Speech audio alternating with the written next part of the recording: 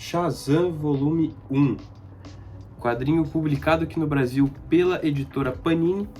Ele é escrito pelo Mark Waid, que é o escritor extremamente famoso que fez quadrinhos como Demolidor, Reino do Amanhã e teve uma fase bem longeva no Flash.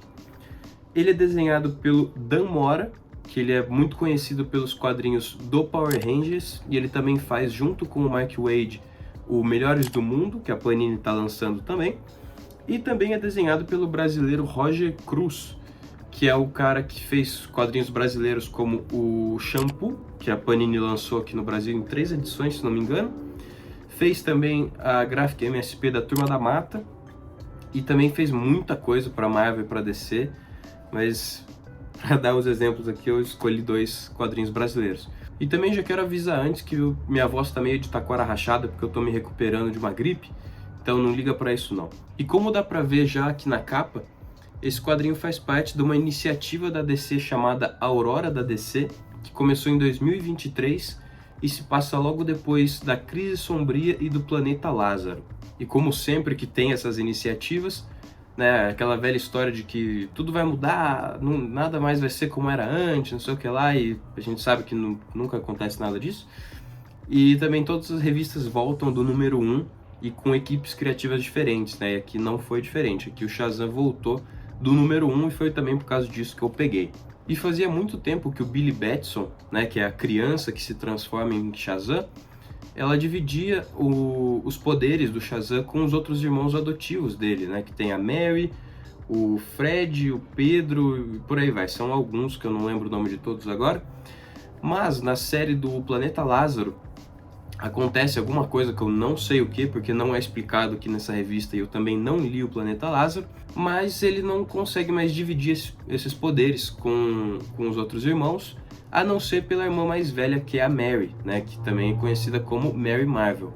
E esse vai ser um dos temas principais aqui do quadrinho, porque todos eles sentem falta de ter esses poderes, principalmente o Fred, que é uma criança que tem que andar de muleta, né, ele tem uma deficiência física, então esses poderes para ele era muito importante. E uma coisa que eu gostei muito desse gibi é que o Billy, o Shazam, né, no caso, não pode falar a palavra Shazam, assim, qualquer hora que ele quiser, né?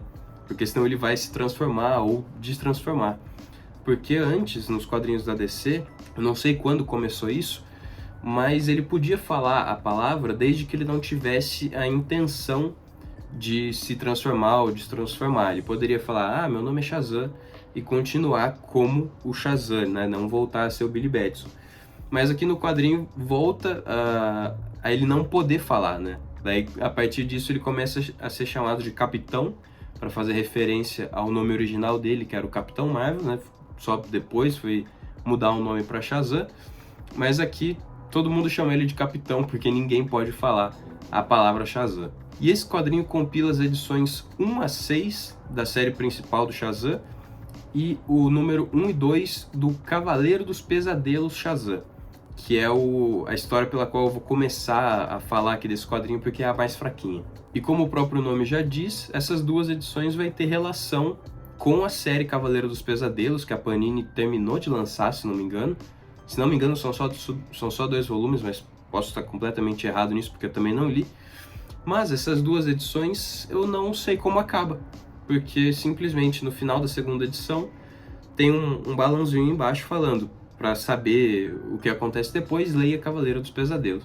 E eu acho uma sacanagem quando colocam tain no meio da revista, porque eu não quero ler tain, eu comprei para ler o gibi do Shazam.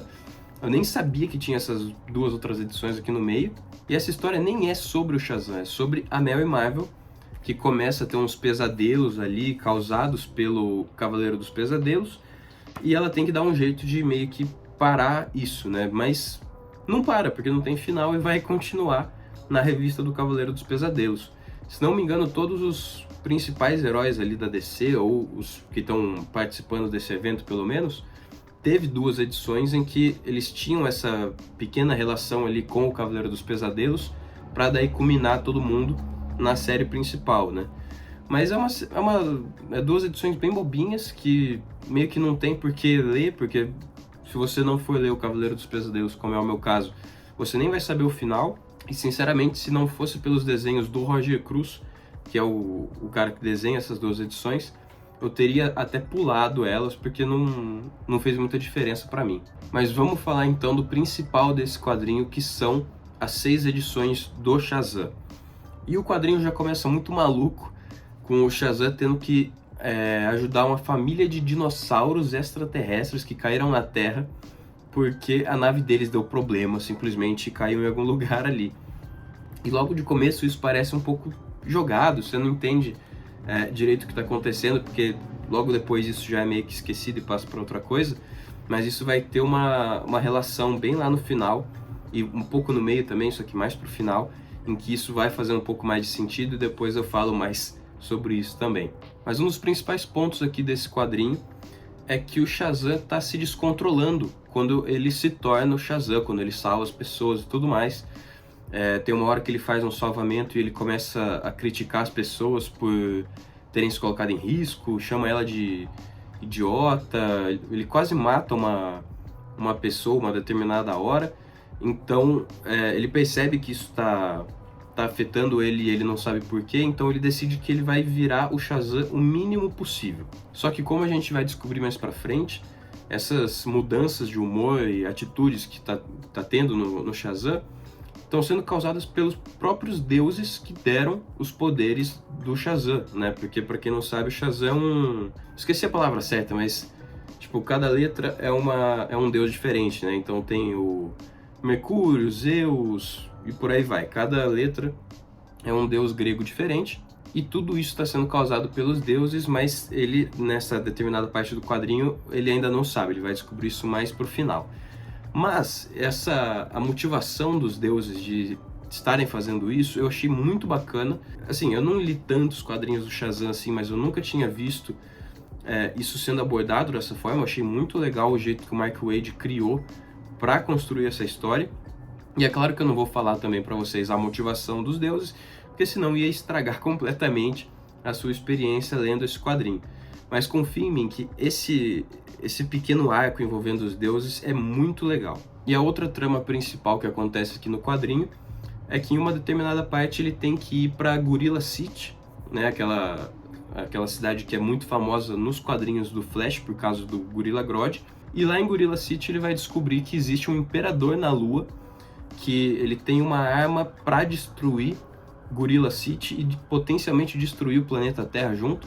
Então ele vai partir para a Lua, vai encontrar esse imperador, vai conversar com ele, vai ver que nem tudo é exatamente como ele descobriu ali, e ele vai ter que resolver a situação de um jeito ou de outro, mesmo que os dois lados estejam errados. E, enfim, tem meio que um conflito tanto físico, né, porque vai ter a batalha, mas também tem um conflito meio ético ali, que eu achei bem interessante. E também, como eu disse que no começo do quadrinho ele ajuda aquela família de dinossauros extraterrestres, é justamente isso que vai deixar o gancho para a próxima edição, né? Não vou falar direito o que acontece, porque é uma maluquice muito divertida que você tem que ler. Assim, já começa que são dinossauros extraterrestres, né? Ainda vai ter mais maluquice. Mas, assim, as 2 últimas páginas envolvendo isso, e de um jeito que eu achei muito legal, e eu tô muito ansioso para ler a continuação desse quadrinho.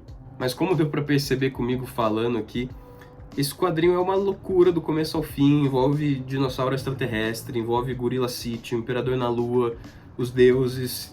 E, assim, quando eu comprei esse quadrinho, eu não esperava que ia ser desse jeito, né? Eu esperava um quadrinho de super-herói um pouco mais pé no chão, entre muitas aspas, né? Porque o quadrinho de super-herói já não é pé no chão. Mas eu esperava que ia envolver mais, sei lá, a família dele, ou alguma coisa mais mundana, mas não foi isso que eu encontrei aqui. Mas eu também fiquei muito feliz com o que eu encontrei aqui, né? Eu fui surpreendido positivamente por ele. E esse tipo de quadrinho é exatamente o quadrinho que eu penso quando eu penso em histórias de super-herói. É uma história muito divertida, muito maluca, que, assim, você não tem que pensar se aquilo faz sentido ou não. Você tem que se divertir com aquilo que você está lendo, aproveitar aqueles momentos que você está tendo ali com aquele herói, e principalmente nesse caso, que nem é um herói de alto escalão, né? Que eu duvido que alguém fale que o Shazam é o herói preferido dela. Mas enfim, Um quadrinho extremamente divertido do começo ao fim.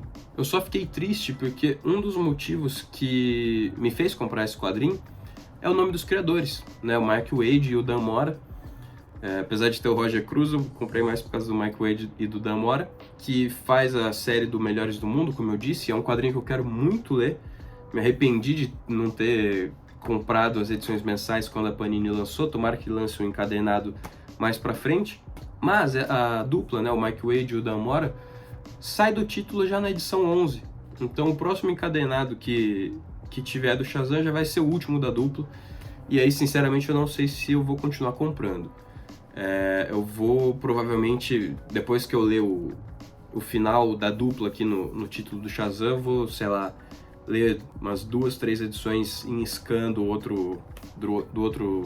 dupla de artista. E se eu gostar, eu continuo lendo, senão eu dropo, porque, sinceramente, eu já não leio tanto quadrinho de super-herói moderno, assim, né? Assim, acompanhar um encadenadinho de super-herói de uma fase atual, pra mim, é muito raro. Então, acompanhar, talvez, uma coisa que eu não goste muito só pra ter a coleção completa, não é uma coisa que eu quero fazer. Então, sim, apesar de não ser a coisa mais legal do mundo, vou conferir em scan o começo da fase da outra dupla quando chegar a hora. E agora falando dos desenhos, eu gosto muito do Dan Mora. Eu acho o desenho dele sensacional. Dos desenhistas de super-herói atuais, eu acho que ele é um dos melhores, se não for o melhor. E o desenho dele é sempre muito limpo, com cenas de ação também muito boas. A parte da luta do Shazam com o Imperador da Lua é muito bacana. Tem cenários também muito bonitos. É tudo muito bom no desenho do Dan Mora. Não tem o que falar, simplesmente. E como eu disse, eu tô com vontade de ler o Melhores do Mundo dele junto com o Mark Waid, mais por causa dele do que por causa do Mark Waid, para falar a verdade. Mas era isso que eu tinha para falar sobre esse primeiro volume de Shazam, da Aurora da DC. Comente aí se você já leu esse quadrinho, se você gostou, se você não gostou. Se você está empolgado com a situação atual de super-heróis. Eu sei que muita gente está gostando muito dessa Aurora da DC, né? Eu sempre vejo o vídeo do Alessandro do Ministério dos Quadrinhos e ele sempre, assim, dos vídeos sobre a Aurora da DC, ele sempre está elogiando muito, até os títulos menores, tipo o Superman que é meio de aço lá, eu esqueci o nome dele, até esse quadrinho ele gostou. Então, assim, realmente parece uma iniciativa muito bacana que está trazendo histórias muito boas, mas confesso que não me animo muito para acompanhar, a não ser por um título ou outro, como Shazam ou Batman, enfim, mais os medalhões assim. Então, se você gostou do vídeo, deixa um like e se inscreva no canal. Se você se interessou por esse volume de Shazam, aqui embaixo na descrição vai ter um link de compra para ele na Amazon, e comprando ele ou qualquer outra coisa, por esse link você ajuda o canal com uma pequena comissão e permite que mais vídeos apareçam por aqui. Mas era só isso que eu tinha para falar hoje. Muito obrigado por assistir e um abraço.